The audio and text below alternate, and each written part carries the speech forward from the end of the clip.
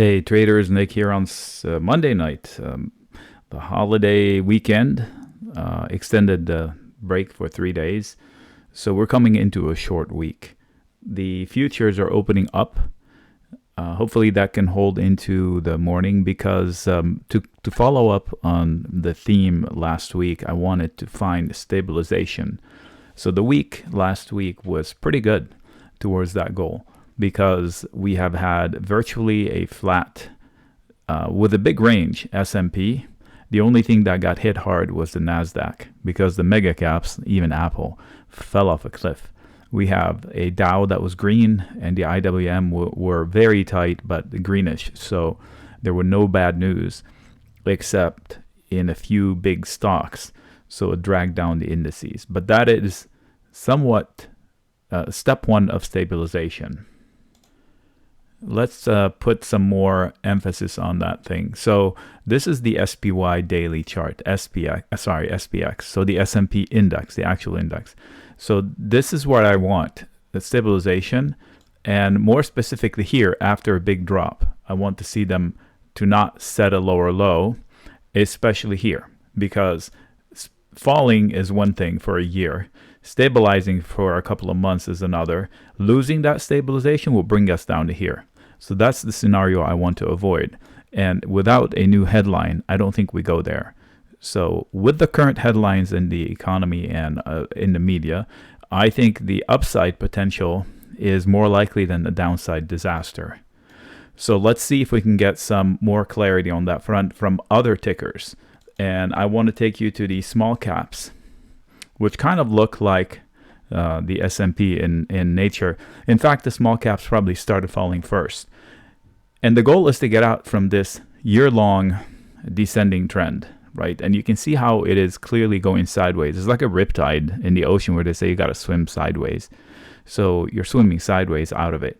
And you eventually start creeping up, and boop, you're out of this descending a year-long disaster. Let's see if we can put lines on what I think can happen. Okay. As long as we hold on small dips this week, we could probably crawl up. So if we dip, I anticipate buyers, and then to recover and to creep up. Or we can just meander up from here, creep up from here, and I'm looking at a 0.6% Monday night futures open. So it's looking okay into tomorrow, barring any surprises. So we're going to creep into resistance. We're going sideways. We're pivoting around bullish, bearish, bullish, bearish. We've been doing this for months, but sideways. That's okay, as long as we don't get caught long here, short here, long here, short here, and we haven't. We've been very solid with our arrows. So I expect, even with a dip, I expect some stabilization this week and creep up a little bit. That would be ideal. A little bit more towards that is the Dow. The DIA actually came within like under 5% of setting an all-time high recently, which is insane. So let's look at it.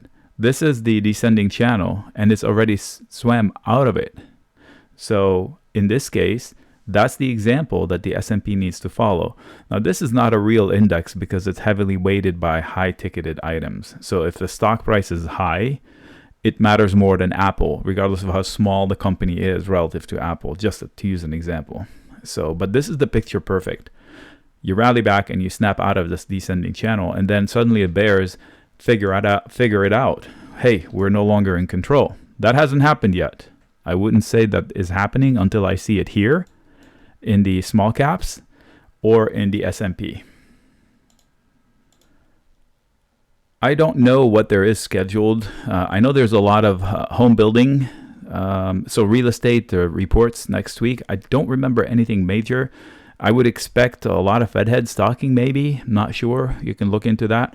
If you want to set a New Year's resolution, cut away the news with regards to investing. I bet you would be a happier person. So again, the theme last week was stabilization. We need to find stabilization, so we don't want lower lows and lower lows and lower lows. Having a red week is fine as long as we don't crash to the lows.